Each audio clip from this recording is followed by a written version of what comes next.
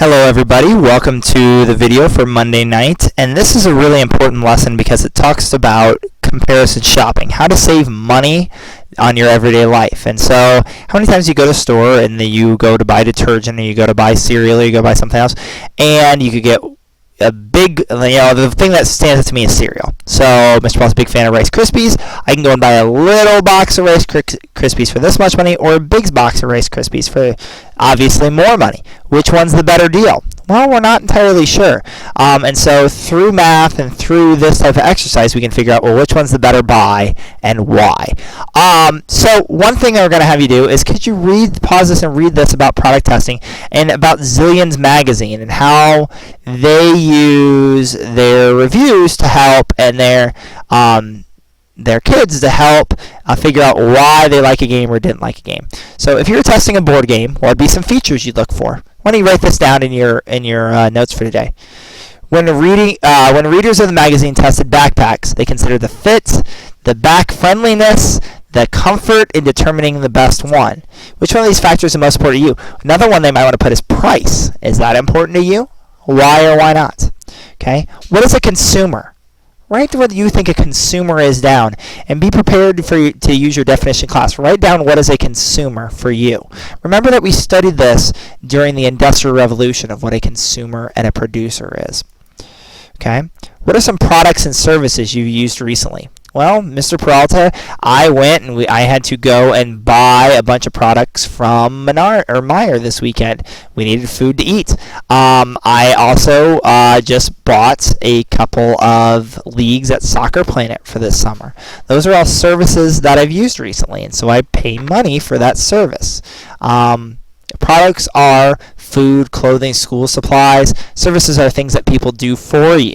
Products are things that you probably have. Services are things that people do for you. Okay, what are some of the qualities of a smart consumer? A consumer, I hope you have in your notes, is someone who spends their money. You're a consumer, your parents are a consumer when you spend the money. A smart consumer makes thoughtful decisions based on the quantity, the price, and the effect of the product or service on the environment, as well as the personal needs or taste. Pretty much, you make a vote with every time you spend one of your dollars. You can spend it on this or you can spend it on that. Make sure that you're spending your dollars wisely. What information might you need before choosing a baseball camp?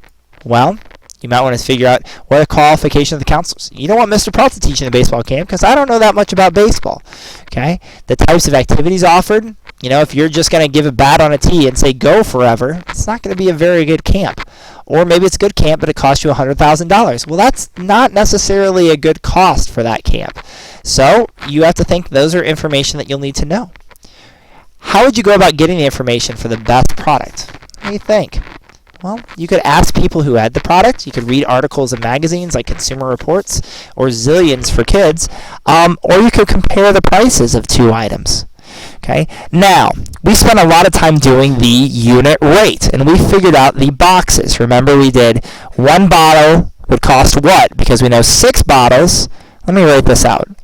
We don't know what one bottle is, but we know that 6 bottles is worth $2.40. Okay, so we're trying to figure out what one bottle is. Well, if we break out our calculator, because we're going backwards on this, and if we're getting a smaller number, we're dividing. So we're going to do $2.40, or 24 divided by 6, gives us 40 cents. So right here, our answer is not going to be that. It's going to be 40 cents. So we know that one bottle equals 40 cents. Well, once we know that, the rest is easy. 3 bottles, 3 times 40 would be $1.20. 5 times 40, 5 times 4 is 20, so 5 times 40 would give me $2. Once you find the unit price, then it's easy. Do this one for me. $515 for 5 months. So we got 5 months is $515. What would it be for 1 month? Same thing. We're going backwards, so we divide. And once we have that, hopefully you have the answer of $103. Once we have the unit price, once we have, nope, Wrong box. Once we have this part right here, the rest of it is easy. We need to get the unit price. So we know 1 month is 103. 2 months would be 103 times 2. 3 months would be 103 times 3. 7 months would be 103 times 7. Just give you that. 10 months would be what? 103 times 10. Just give you 1,030. Do this one on your own. Pause it. Those are your answers. Okay, do this rate table. Put this in your notes for today so I can see it. And make sure you have a good understanding of how this would work. A 10-pound bag costs $5. 10-pound bag costs $5. So 1 would be 50 cents. You would divide $5 by 10 and it gives you 50 cents. Make sure you find the unit price. The unit price is the item per unit of measure. That's what we've been working on. Okay, same thing here. Package of pens, 6 pens cost $4.20. What's the cost per pen?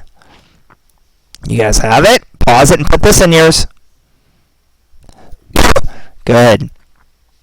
This one too. A dozen bagels cost $3.60. Dozen, I hope you know, is 12 of something. So what would the whole thing be? All right. How do we find the unit price? How do we find the unit price? Write that down. That better be in your notes today. How we find the unit price. Let me go back. The unit price is found by dividing the cost by the number of units or items. So here is another example of which is the better buy. You could buy 4 bulbs for $2.08 and 6 bulbs for $3. Well, obviously 6 bulbs are more expensive, but which is the better buy? So you do $3 divided by 6, and you do $2.08 divided by 4, and you would get the cost. So I know, I'm going to break out my calculator here, even though I'm pretty sure $3, let me clear it. $3 divided by 6 should be 50 cents. So this one right here is 50 cents a light bulb. Okay? And then $2.08 would be 51 cents a light bulb. But let me see. 208 divided by 4 is 52 cents a light bulb. And now from knowing that, I know package B is the better buy. It's 2 cents cheaper. Okay? Try this one on your own. A 1-pound box costs $2.24. A 24-ounce box costs $3.84, knowing that 16 ounces are in a pound. Okay? What about this one? 12 ounces of juice costs 60 cents. What's the cost per unit? You do 60 divided by 12. Hopefully you figure out it's 5 cents. And using that information, solve these two. Same with this one. Pause it, get the answers, put this rate table on it. If a 4-pound of bananas costs $1.16, what's the cost per pound? Hopefully you figured that out. Okay, here's another one. Pause it and try it.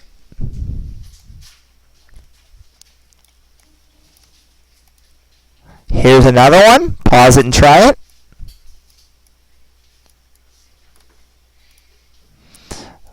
Alright, and then you can see how this is the real world. A lot of times, you could buy a CD for $8, this a little while ago, but you could buy a CD for $8, or you could buy a stockpile of them. You could stock up. You could buy 5 for $25. Well, what's the cost per CD if you buy 5 for $25? Well, 25 is obviously more, but you get 5 of them. So 25 divided by 5 would give you $5 per CD. So, if you were going to use all of these, it'd be better to buy in bulk. It'd be better to buy this price. Try it with this one. These two, and these two. And make sure you're able to find the unit price. Which is the better buy? Buying 6 for this amount or buying 1 for $2.50 each? Alright guys, thanks.